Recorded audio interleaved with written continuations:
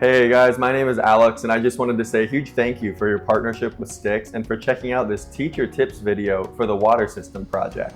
The whole goal here is just to help you feel more comfortable and confident going into this activity and leading it with your own group.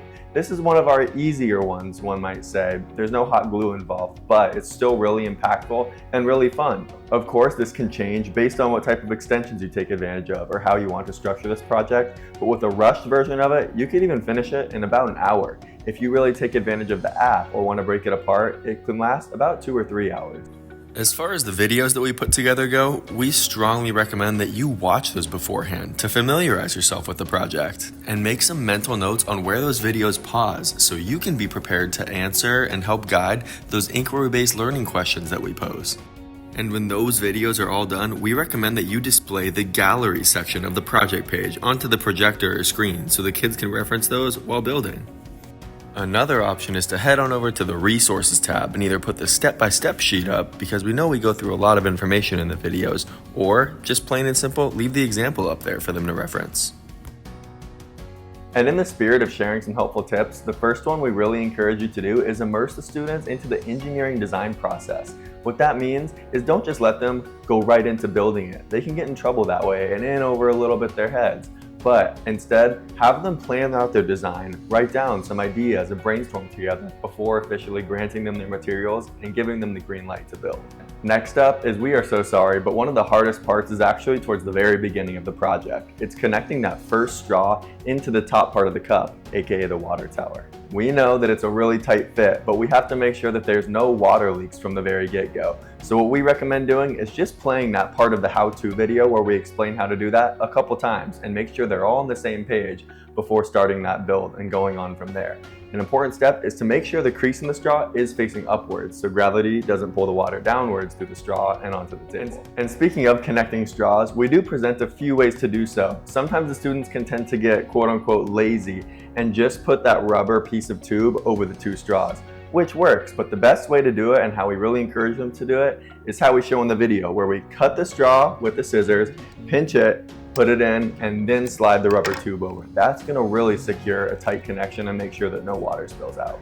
And on the topic of those little rubber elastic tubes, there's no sense in making them too short. Sometimes the students cut them up pretty tiny. We don't want them any shorter than about 3/4 to an inch. Moving on, we all have those students or that group in our class who's going to want to get crazy and build the world's most sophisticated water system, which is great. But what we recommend to those students is to test it as they go. Don't have them build the whole system, and I'm sure there's going to be some problems or leaks along the way, before testing. Make sure each section or part works before the big grand test, which in my experience seems to typically fail, and they have to end up reversing and unwinding some of their work anyways. And speaking of that testing portion, we have a few quick pointers on the damage control side of things that should be helpful. First off, when we're testing and pouring water out of the pitcher into the water tower, I always like to make sure one teammate is alert and has one of those included towels ready just in case any leaks spring up. Next, we don't include hot glue in this project, but most other Styx projects do have some. So in case you have a glue gun or glue sticks handy and leaks are prevailing, that is a good way to seal things up. And finally, take advantage of that little food coloring bottle that we put in there. That's a fun way to add some color to the otherwise clear water that's running through the pipes.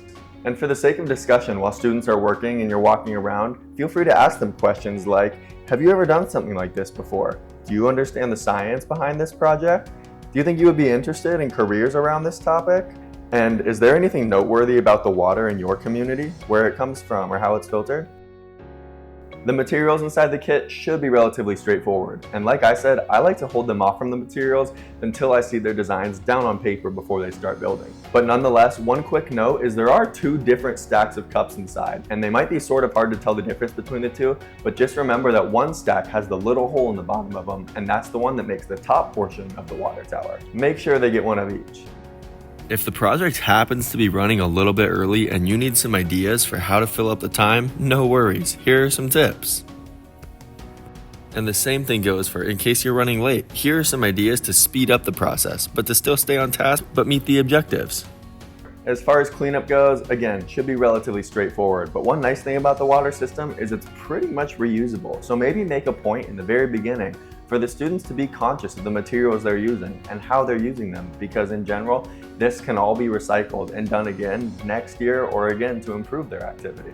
Just please keep in mind that if you do plan to reuse this in some way, shape, or form, to please take the rags home and wash and especially dry them before putting those towels back into the bin. We don't want any mold or horrible smells, trust me, I've smelled it before, popping up and ruining it for the next group. But anyways, if you're still with me, thanks so much for the time, and again, so much for the support. If you have any questions after checking this video out or the lesson plan out, we want this project to be a huge success for you and your community or school, so please reach out if you have any questions at all. Have a great rest of your day and keep up the awesome work.